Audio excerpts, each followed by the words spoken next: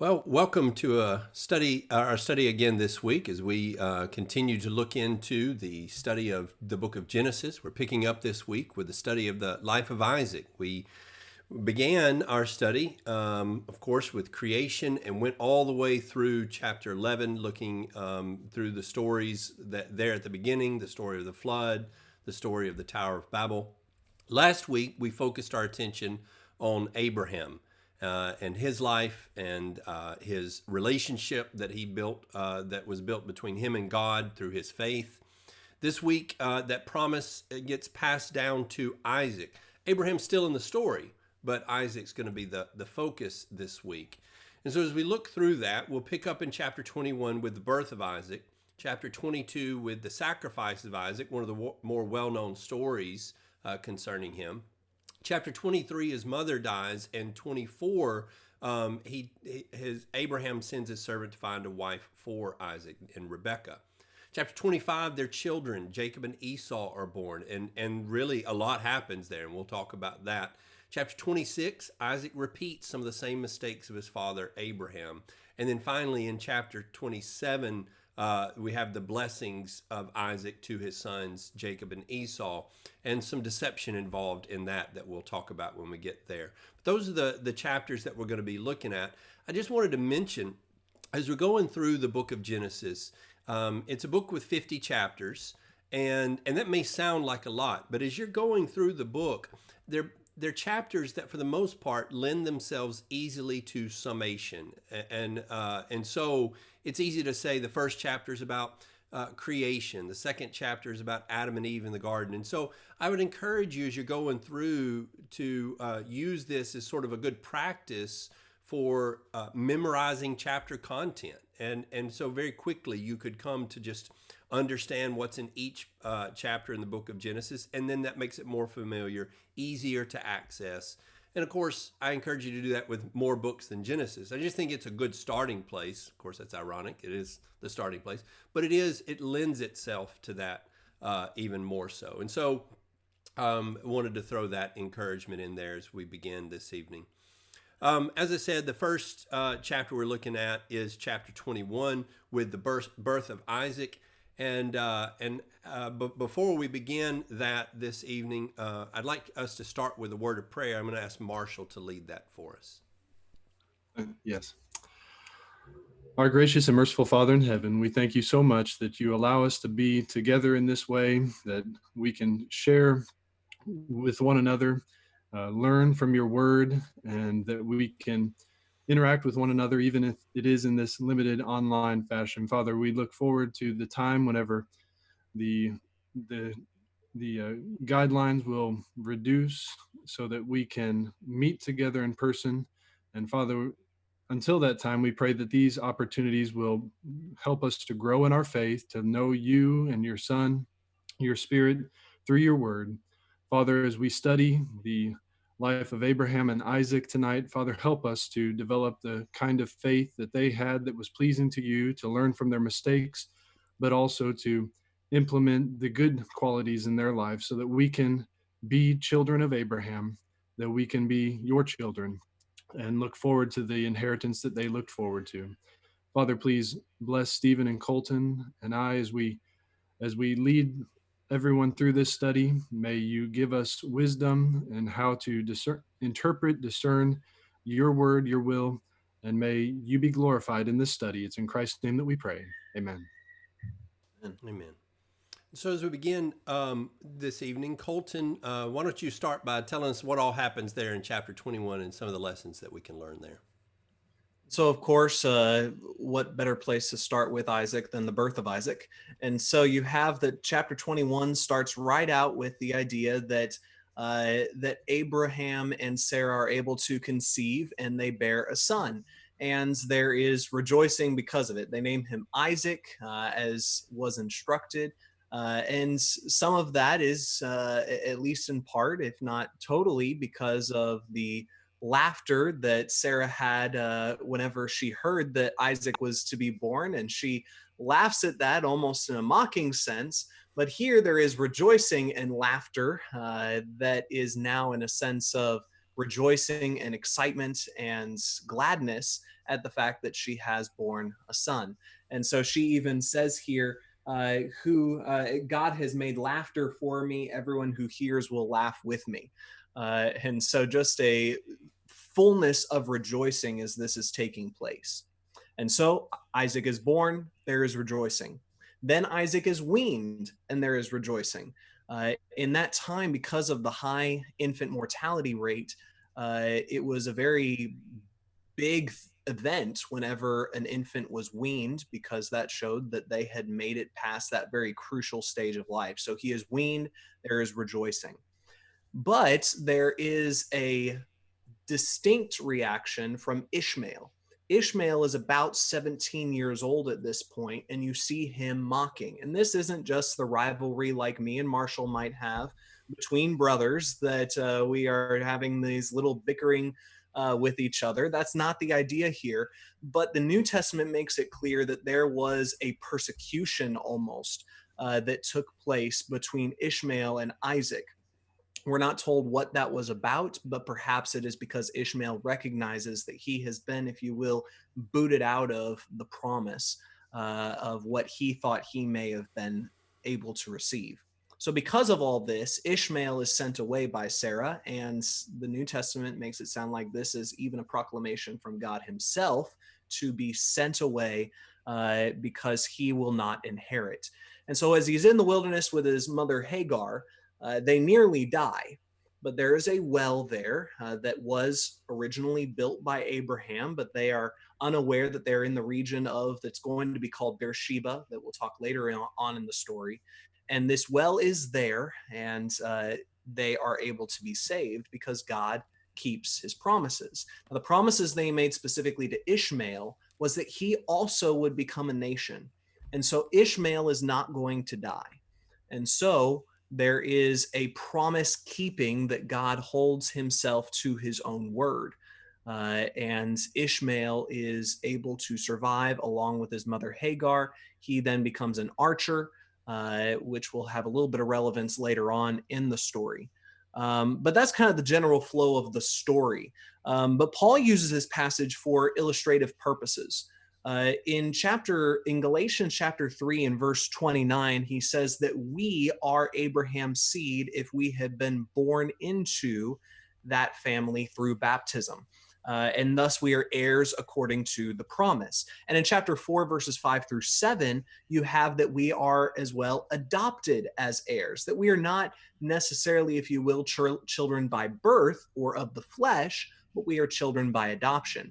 Now, the contrast that he makes here later on in the chapter in Galatians chapter 4 and verse 22 is that there are two sons, the sons of the free woman and the sons of the slave woman. The son of the slave woman is of the flesh, while the son of the free woman is of promise or of the Holy Spirit himself.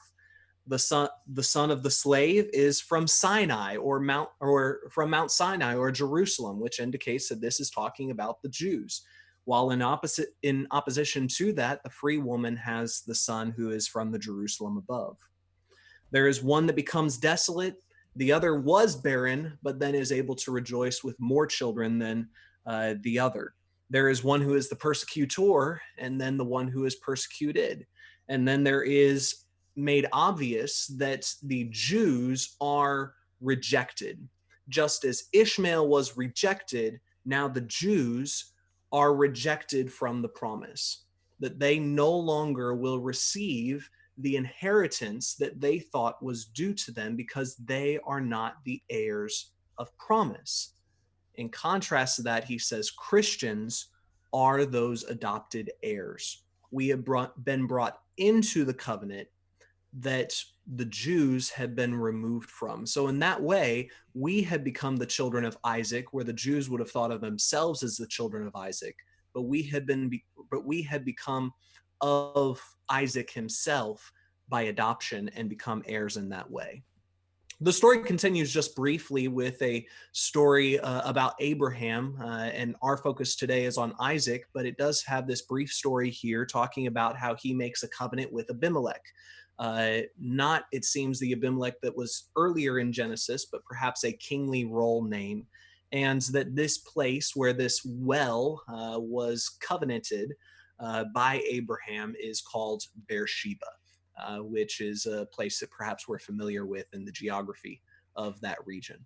But that leads us into the perhaps middle part, the crux of the book of Genesis, perhaps some have said, which is the sacrifice of Isaac. And I'll hand that over to Marshall. So Abraham was about 100 years old when Isaac was born. How much time passes between Genesis 21 and 22? I don't think anyone can know for sure, but there are some helpful clues that a number of years have come and gone when we get to Genesis 22 and verse number 1.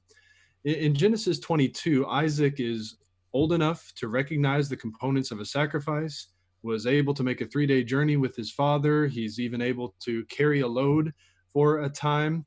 And so that seems to lend to the idea that several years have passed between Genesis 21 and 22. Josephus, in his book, Jewish Antiquities, suggests that Isaac was about 25 years old. And that may not be too far off the mark. He seems to have been a young man, but not a small child, as we sometimes envision the events of Genesis 22. So God speaks to Abraham in Genesis 22:2. He says, "Take now your son, your only son, whom you love, Isaac, go to the land of Moriah and offer him there as a burnt offering on one of the mountains of which I will tell you."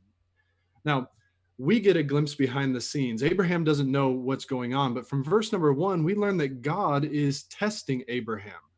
As far as we know, Abraham doesn't know about that. He just knows that God says, here, this son that I said was going to produce all the descendants is going to be the son of the covenant, the son of promise. I want you to go on a 2-3 day journey, and I want you to sacrifice him as a burnt offering. And so Abraham, at least in my estimation, and obviously later on in the chapter, God's estimation, passes with flying colors. He obeys immediately and trusts God to provide. And the faith of Abraham is evident in Genesis 22. Look at verse number 5. It says, "Stay here." Abraham says to the servants, "Stay here with the donkey. The lad and I will go yonder and worship, and we will come back to you." At this point, Abraham doesn't know that Isaac is going to come back with him other than by faith, because he knows he's going up to the top of the mountain to sacrifice his son. So Abraham still says, "We, not I." And the writer of Hebrews expounds on that faith of Abraham. In verses 17 through 19 of Hebrews 11, it says, "By faith, Abraham, when he was tested, offered up Isaac, and he who had received the promises was offering up his only begotten son. It was he to whom it was said, 'In Isaac your descendants shall be called.' He considered that God is able to raise people even from the dead, for which he also received him back as a type." Now, before I come back to the idea of type and antitype, what I want us to see here is that Abraham's faith was so strong in the character and in the power of God, that God was going to be faithful, that if he had said it was going to be Isaac, he knew that God was going to keep his promise. And he also knew that God was powerful enough to bring Isaac back from the dead. As far as we know, no one has been brought back from the dead at this point in the story. And yet, Abraham puts his faith in God, that God is going to keep his promise. And then, you remember the rest of the story if you've read Genesis 22, that the angel of the Lord stops the hand of Abraham and provides the sacrifice, just as Abraham said that God would provide the offering. And he offers that substitute, and he goes home, God pleased with the faith of Abraham. And in fact, it even says, "Now I know that you fear God."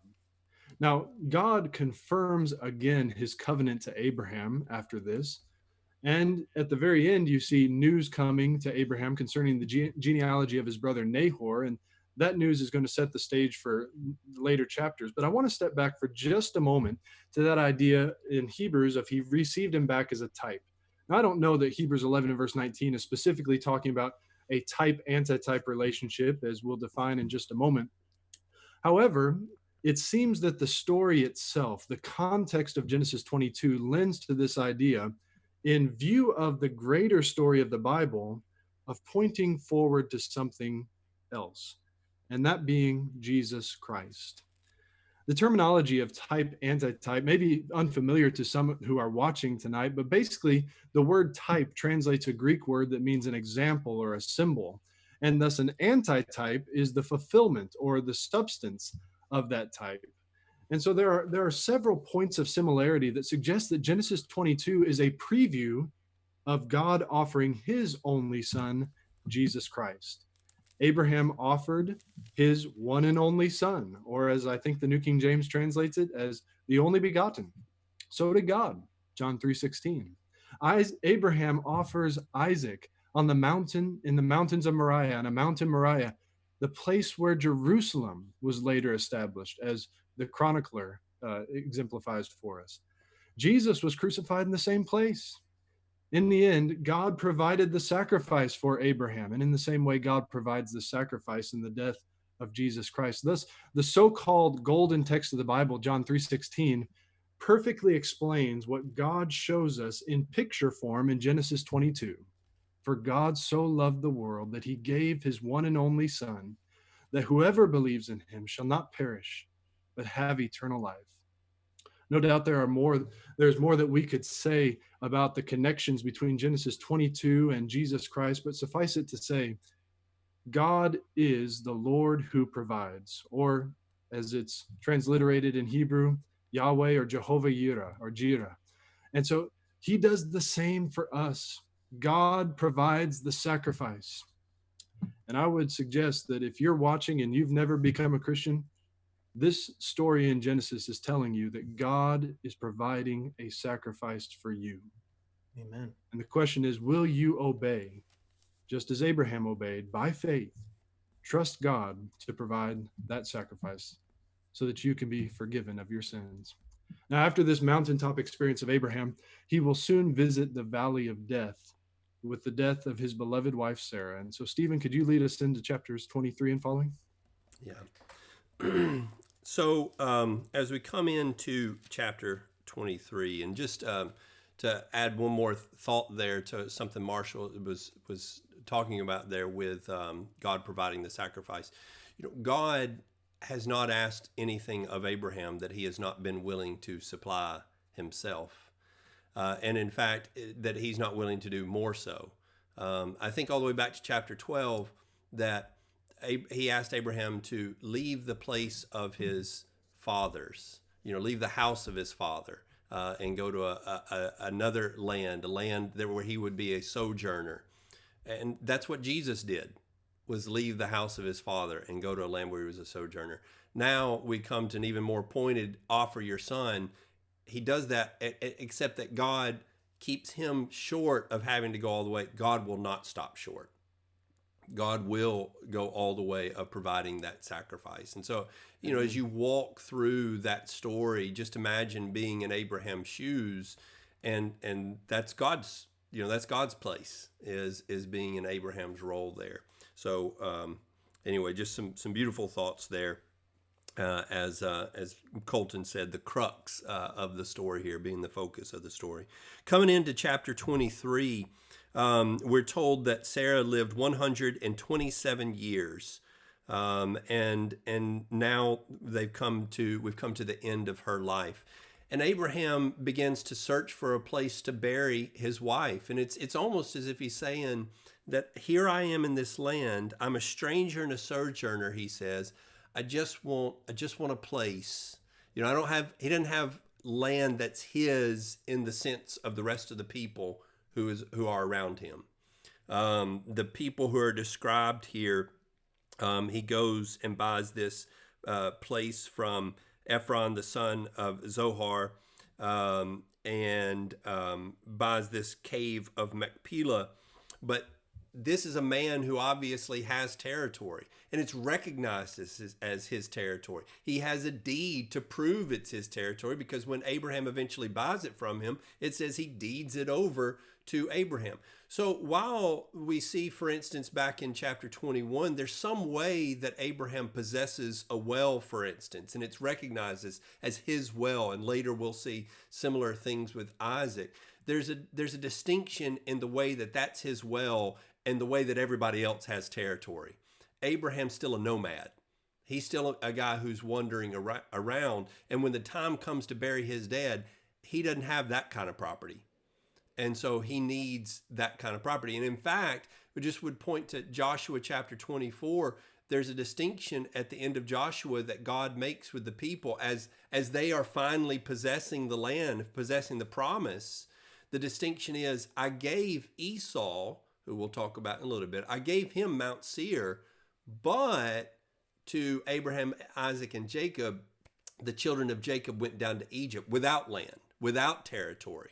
And so ultimately, they don't have territory. And so we see that highlighted here. And it's one of the things that maybe because we see a lot of prosperity for Abraham, maybe we forget that he's still a sojourner.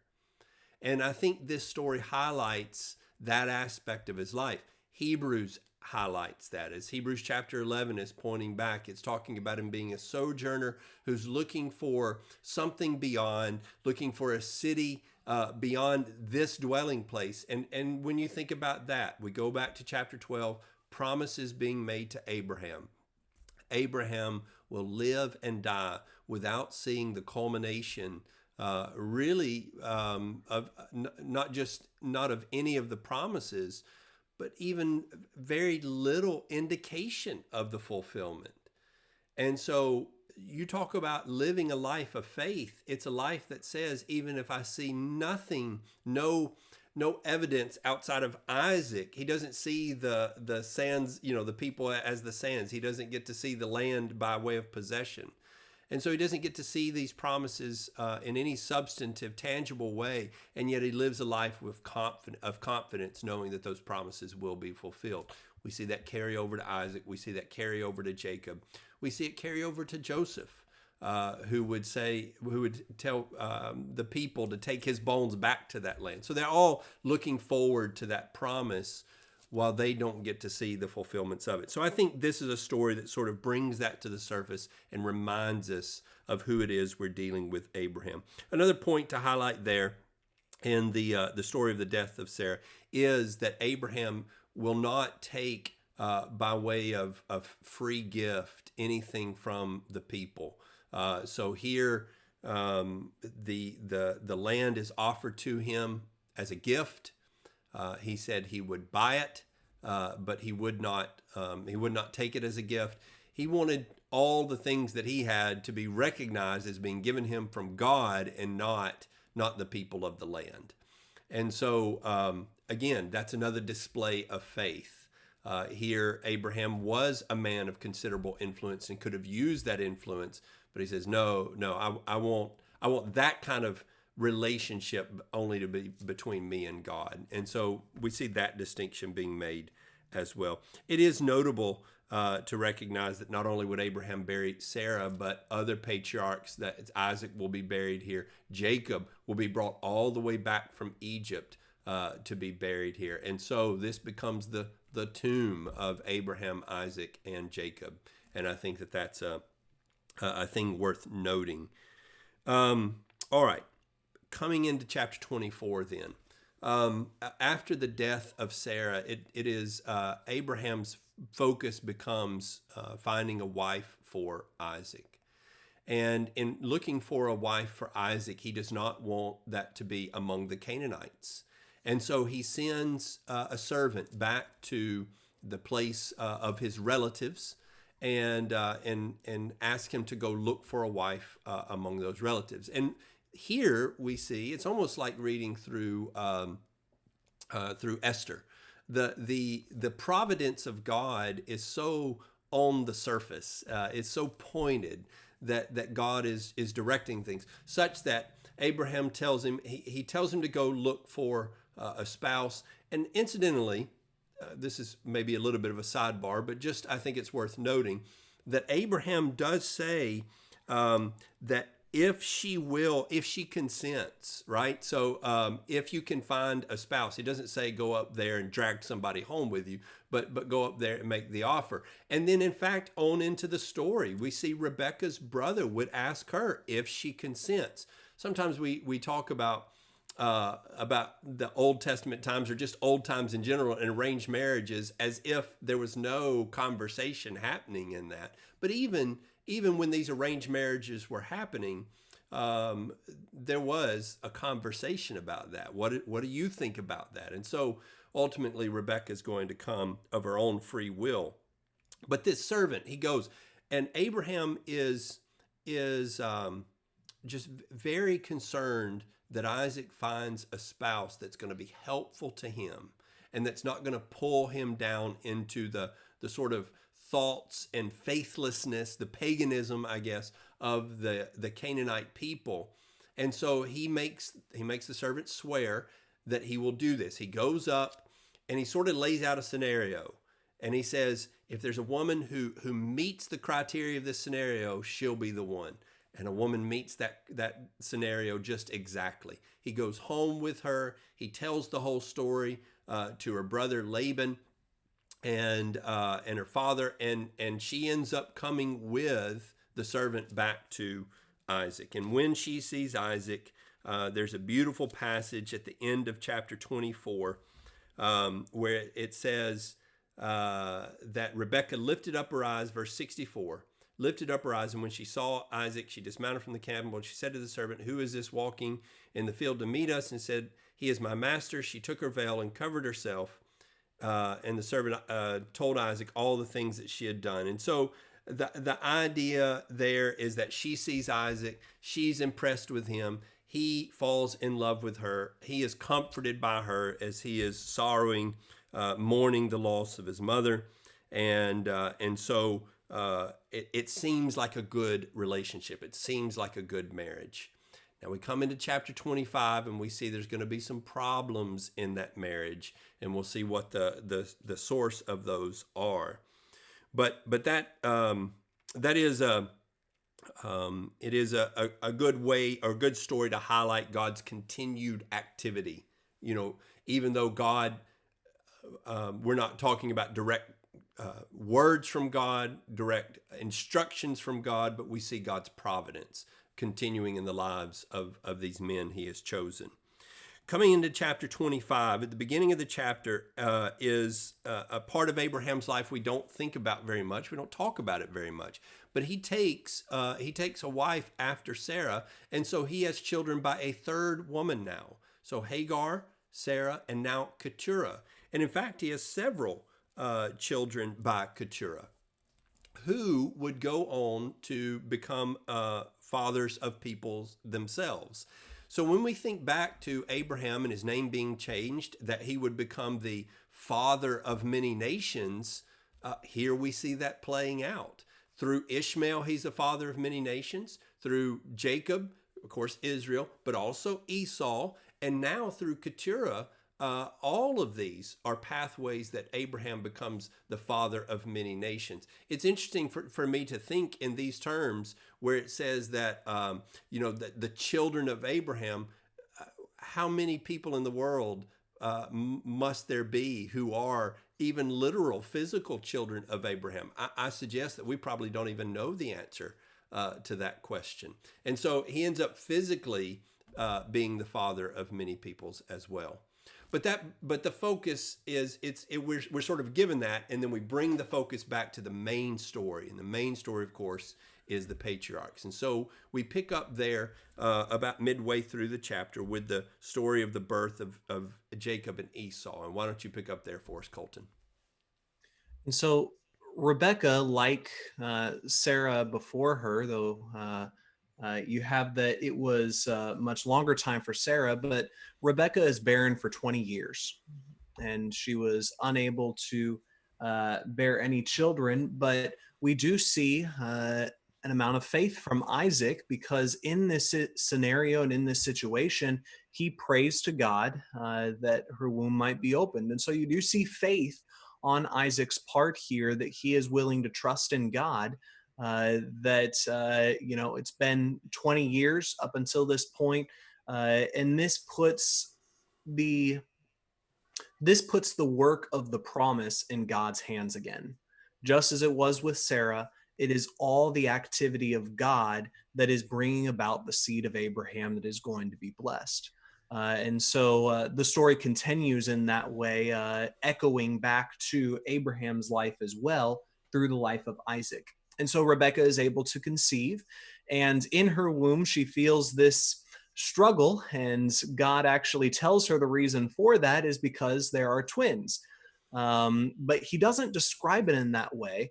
The way he talks about it, whenever he says in response to her, is 2 nations are in your womb. This is verse 23. 2 nations are in your womb, 2 peoples shall be separated from your body. 1 people shall be stronger than the other, and the older shall serve the younger. Now, some people try to use this passage and they take from Romans an idea that was never intended, is the idea of that God, for the purposes of salvation, chose the younger son of Rebekah over the older son. And we'll talk more about them here in just a moment. But notice in verse 23 that it does say that he is choosing one nation over another, and this is to bring about his promises that he has given. And so a little bit different interpretation than what some in the religious world have offered, that is perhaps a little bit easier for us to grapple with than perhaps the Calvinistic perspectives that have been put forward concerning election. But these are about 2 nations, and the older nation will serve the younger nation, and the younger nation will grow and be a greater people than the other. And so, of course, she has these 2 children, and the first, it says in verse 25, came out red. And this is where we actually get the name Edom, which is the nation that comes from from Esau. Esau's name meaning hairy. Now, both of these are going to be significant, though the red changes significance from the fact that he is a red baby. I guess in my experience, most babies are red whenever they come out of the womb, but you do have that it says that he was red, and so later on that's going to be significant. And so that name is Edom, the other name being Esau, which is hairy, which is going to be significant later on in the story, even as we look at this more today. And then Jacob comes out after in verse 26, and he grips Esau's heel with his hand as he is coming out. And so his name, Jacob, basically means that he takes by the heel, which can sometimes figuratively mean that he is a cheater. And that also is going to become significant to the story as we continue on, even in this first part. So the boys grew, and they have their own set of particular skills that they are involved in. Esau becomes a hunter, a skillful hunter, and a man of the field. And this perhaps gives a little bit of foreshadowing as to that he's not going to have a very good end, because it was that Ishmael became a hunter and he didn't have a great end. And that you have that there is a vocal tie with Cain, that he was a man of the field and he didn't have a great end. And so you can kind of see foreshadowing in that regard, maybe in a literary style. But Jacob is a mild man and tending the tents. Now, we do find out, again, as we're focusing in on Isaac, we do find out that there is perhaps some unfortunate attitude that Isaac has concerning this situation. Now, of course, any form of favoritism is unfortunate and is not what God desires concerning anyone with children. But it seems that the reason that he has this particular favoritism toward Esau is because of verse 28. And Isaac loved Esau because he ate of his game. And so that perhaps shows a poor attitude here on Isaac's part, that he is materially driven at this point. Now, we're going to come to, once again, his faith Faith is what brought about these children by his prayer, and faith is going to be what blesses these children as well. So we're going to come back to that. But just like any people in the scriptures, people of faith have difficulties. They have attitudes that need adjustments. They have sin that they can be involved in just as well as any of us. Men of faith still stumble. And that's a lesson that we do learn from the book of Genesis and here in the life of Isaac as well. Now, Esau, it seems, picks up on that materially driven attitude because whenever he comes back in from his hunting and he comes back in from the fields, he says to Jacob, "Feed me with some of that red stuff," which is what his name means, "for I am weary." And it says, therefore his name was called Edom. But Jacob said, "Sell me your birthright as of this day." And he says, "Look, I'm about to die. What good is this birthright to me anyway?" And he sells, as the book of Hebrews puts it, was so unholy that he sold his birthright for 1 cup of stew. And so you see again his materially driven focus. And it seems that he almost throws this birthright away eagerly. Now, the birthright was the inheritance, what is sometimes called primogeniture, that the older was to receive the primary portion of the inheritance, and he just casually disregards this to hand it over to Jacob. But the problem here is not so much Jacob's trickery as much as Esau's ungodliness, his lack of integrity, that he is so driven by his sensual desires that he throws away what God had given to him.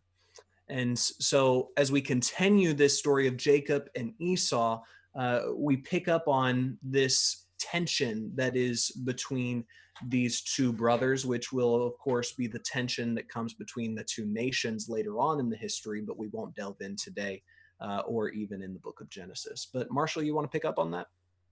Sure. So Genesis 26 highlights the weakness and the strength of Isaac. Isaac here shows that for better or for worse, he is his father's son. We remember that Abraham, on 2 occasions, Genesis 12 and Genesis 20, had deceived foreign rulers, Pharaoh and Abimelech, concerning his relationship with Sarah. Now, claiming that she was merely his sister and not his wife. Isaac makes the same mistake with Rebekah and Abimelech. Yet his relationship with Rebekah is soon discovered. The Bible says it came about when he had been there a long time that Abimelech, king of the Philistines, looked out through a window and saw, and behold, Isaac was caressing his wife Rebekah.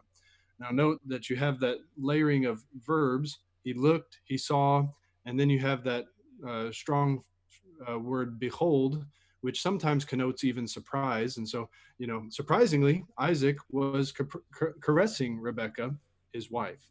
So the Hebrew word translated caress in the New American Standard Bible literally means to laugh, as the ESV translates it, which again connects Isaac with laughter.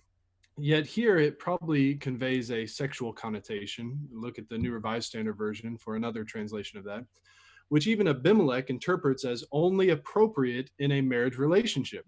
And so that connects with the New Testament teaching on marriage in Hebrews chapter 13, verse 4, the marriage bed is undefiled. Whatever kind of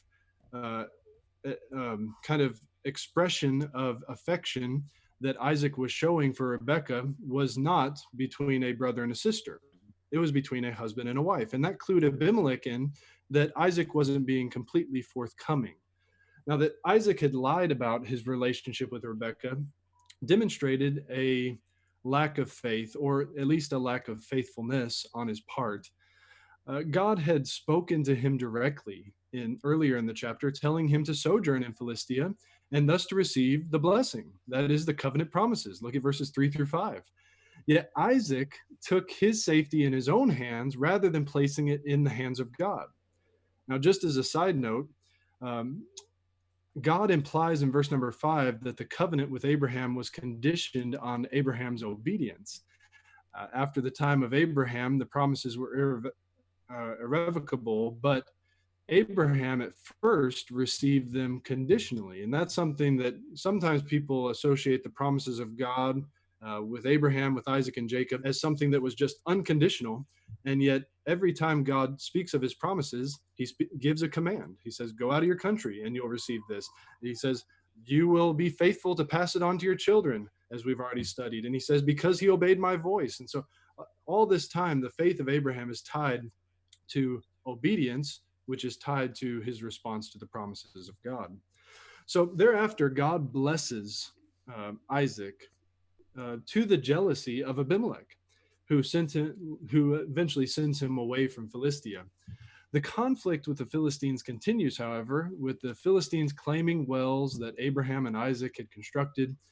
Isaac, even though the passive nature of his character sometimes moves him in a bad direction, as we'll see later on in the story, uses his submissiveness and his humility to avoid conflict. At this occasion, I think there's a lesson there for us, is that he keeps on moving to avoid conflict with the Philistines until there's finally an opportunity opened up that he can be in a place without conflict with the Philistines. But it reminds me of what Paul said in just a general sense in Romans chapter 12 and verse number 18: "If possible, so far as it depends on you, be at peace with all men." And there, a lot of us are kind of wrestling with that idea of how far do you go to be at peace with your government, with other people. And we see a lesson here in Isaac in this story, is that he was willing to avoid conflict. That's not always easy and it's not always possible, but when it is possible, it is necessary. And so eventually Isaac and Abimelech are able to form a treaty and live at peace with one another as you continue through the chapter. But stepping back for just a moment, in the midst of this display of weakness on Isaac's part, but also his humility, have God um, responding to the faith of Isaac.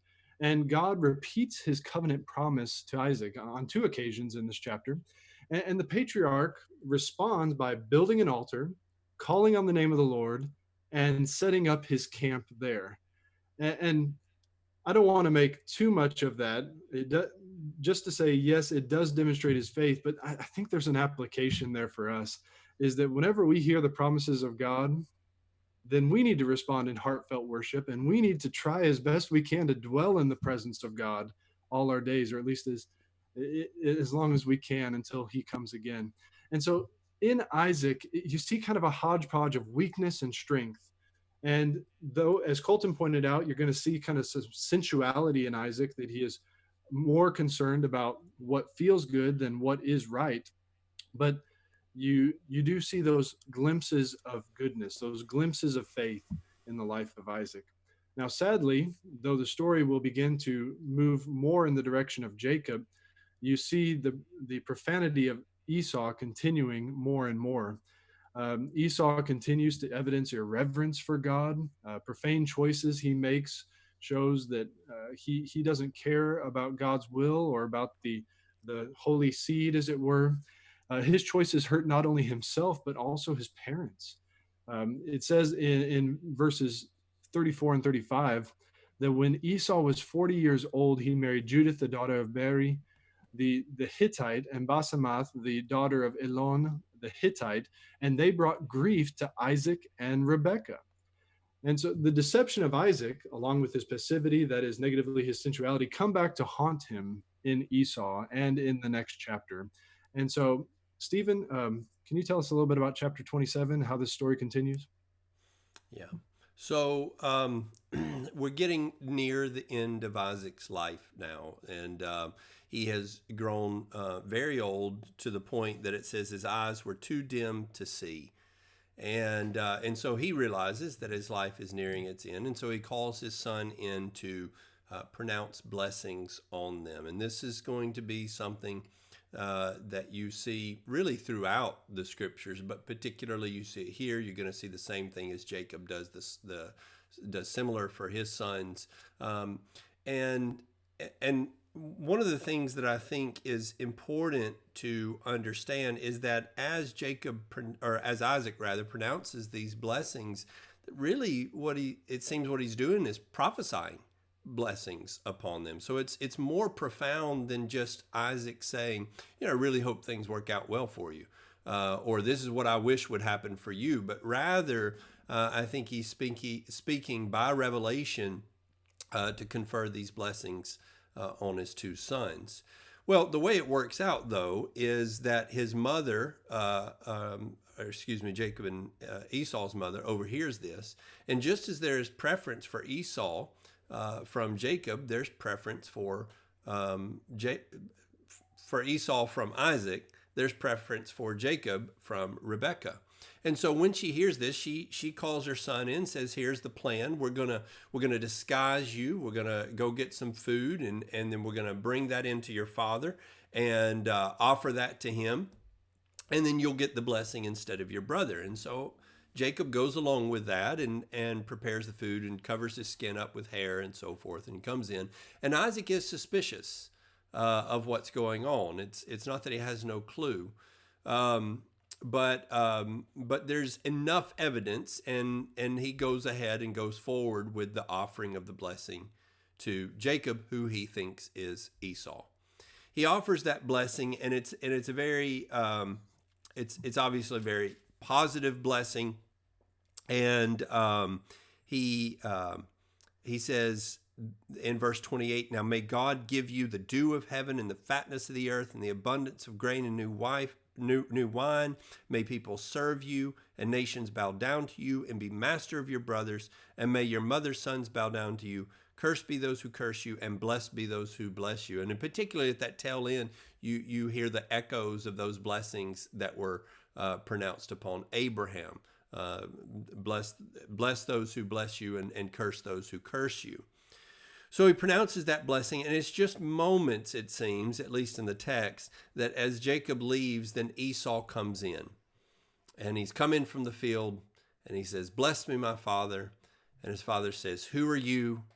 And he says, I'm your son Esau. And then he says, well, who is it that's just left? And he begins to put all the pieces together. And he tells him, your brother, I've blessed your brother. Esau now, and let me just say that what we've been doing is setting up a pattern of Esau disregarding all the value of what his parents would have to offer him. And now, at the end, he wants to receive blessings as if he has not profaned them all along. But they're gone. And so he cries out, he says, bless me, my father, bless me. And Isaac says, I've blessed your brother Jacob. And then he says, and he will be blessed. And then he goes on to give Esau a less favorable blessing. It's a blessing, but it's not what his father or what his brother gets. He is told, behold, away from the fertility of the earth shall be your dwelling, and away from the dew of heaven from above. And by your sword you shall live, and your brother you shall serve. But it shall come about when you become restless that you will break his yoke from your neck. And so it's almost like things are not going to go great for you. They're not going to be easy for you, but eventually it will work out, or at least eventually you'll find some relief from the turmoil. Now, one thing that I think is particularly worth noting, going back to what we said and what Colton pointed out in chapter 25 about the nations, and then here as well, is in the lifetimes of Jacob and Esau individually, Jacob is not served by Esau. If anything, it's the other way around. We'll see when Jacob returns to the land, he bows before Esau and says, my Lord. And so, and Esau does have prosperity. They both seem to prosper greatly. But I think these blessings point much farther into the future about what the nature of these two nations is going to be. But looking over to Hebrews chapter 11, there's an interesting note by the Hebrew writer in chapter 11 about Isaac. As you read down through all these characters of faith, you have Abraham, for instance, and we get several verses with Abraham. And look at all the things that he did. And we get several verses with Moses, for instance. But then there's a whole lot of characters in Hebrews chapter 11 where you just get one little point. Here's a point of faith. And of all the things that might be pointed out for some of these people, you look at Isaac in particular, and it says there, with regards, it says, let's see, by faith, in verse 20, by faith, Isaac blessed Jacob and Esau, even regarding the things to come. And I think, that, again, that's pointing forward, that's the things to come. But where's the faith? Because when we look at Isaac, this is not what he wanted. In fact, the thing that he wanted to do was give the blessing the other way around. And so how's that a display of faith? Well, I think it's in those words, he shall be blessed. Here, what Isaac has done is he has spoken God's revelation. And when he realizes that what God has revealed is not the thing that he wanted, he stuck with God's revelation. He said, yes, and it shall be so. I think there's a good lesson for us. There are some times where we're going along and we're thinking, yes, I'm all on board with what God thinks. I'm all on board with what God does. And then we come to a place where there's something that we have not realized before. And it's not what we want it to say. It's not what we hoped it would say.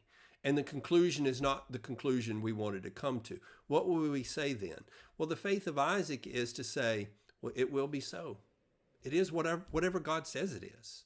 And I'm going to go with that no matter what that means for my wants, no matter what that means for my emotions. And so it's a point of faith that can be overlooked as you're reading through. Let me just say that Hebrews 11 is very good for that. As you're reading through Old Testament texts, you're going to miss some of the displays of faith that when we take Hebrews 11 into account, we'll go, oh, there's more there than I realized. There's more character in Isaac than I realized. We don't get a lot of him. We don't get a lot of picture of him, but there's some strength being displayed here that maybe you miss if we don't have the Hebrew writer there to say, notice this. There's some real faithfulness there.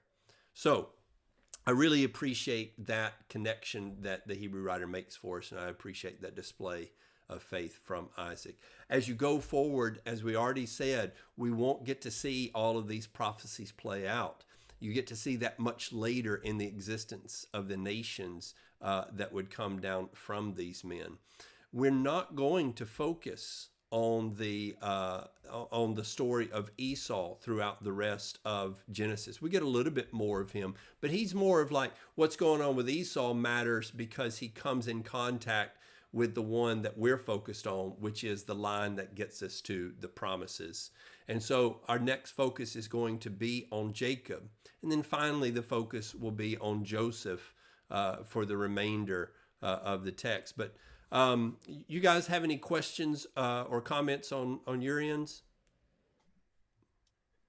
There were some comments as we went through, but they were always pertaining to what we were talking about at the time. So, but no questions. Yeah. All right.